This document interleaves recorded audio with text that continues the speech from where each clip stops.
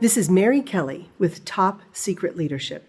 In today's episode, we focus on team building and what it takes to build a great team. The prescription for success in building teams begins with an understanding of what makes a team great. There are generally 6 characteristics that great teams have in common. Number 1, they have a clear and compelling vision of what they're trying to accomplish. Someone on the team, either the supervisor, the manager, or other team members, conveys a positive vision of the team's purpose and the team's overarching goals.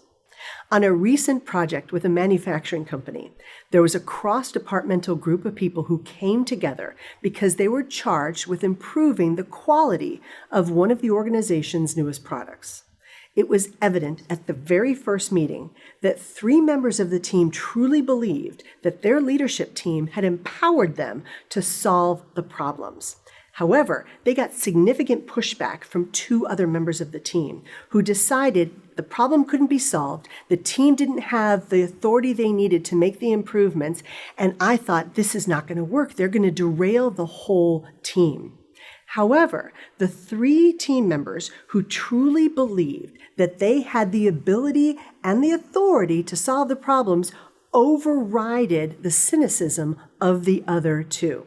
Their excitement and their enthusiasm and their commitment got all of the team members excited and working together to solve the problem.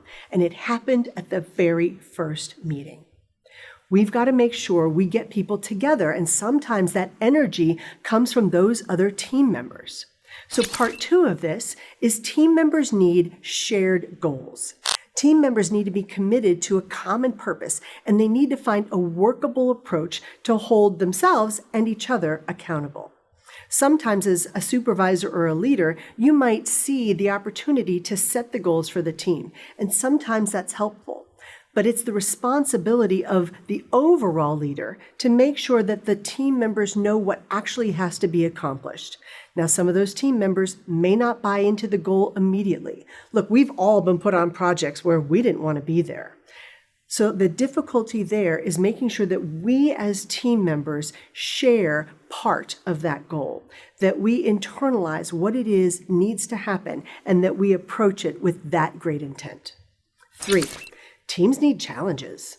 I personally believe that challenges energize people to achieve greatness. If you've ever watched a sports interview and someone's labeled the underdog, it makes them work harder. Being told that something is close to impossible, you can't win this game, or that person outweighs you by 80 pounds, it makes people want to prove others are wrong. Teams thrive on challenges, and without them, you might see mediocrity instead of greatness. 4.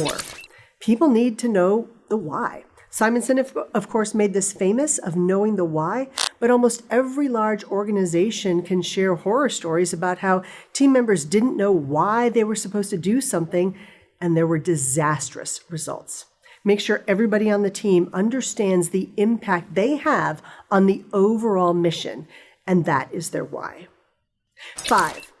Team members need to feel valued, respected, and listened to, not just by the team leader, but by other team members as well.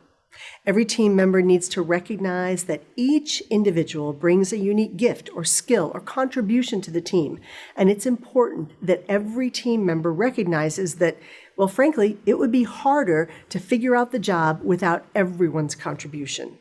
Now, that doesn't mean everyone will love everyone else on the team, but everyone must be respected and valued for their role. 6. In order to be a successful team, teams need to win. It doesn't matter whether you're on a sports team or a team in a business environment. Great teams accomplish their goals and their tasks, and that's a win. It's our challenge as leaders, but also our challenge as team members to make sure that we are building winning teams. If we all had perfect people working around us, it would be easy. But in real life, that doesn't always happen. And if it did happen, we wouldn't need all of the people we have. Great leaders need to develop the ability to leverage blending their people and their talents to formulate that positive vision, set challenges, create shared goals, clarify the rules and responsibilities, set deadlines, and build value and respect for each team member. This is Mary Kelly. See you next time.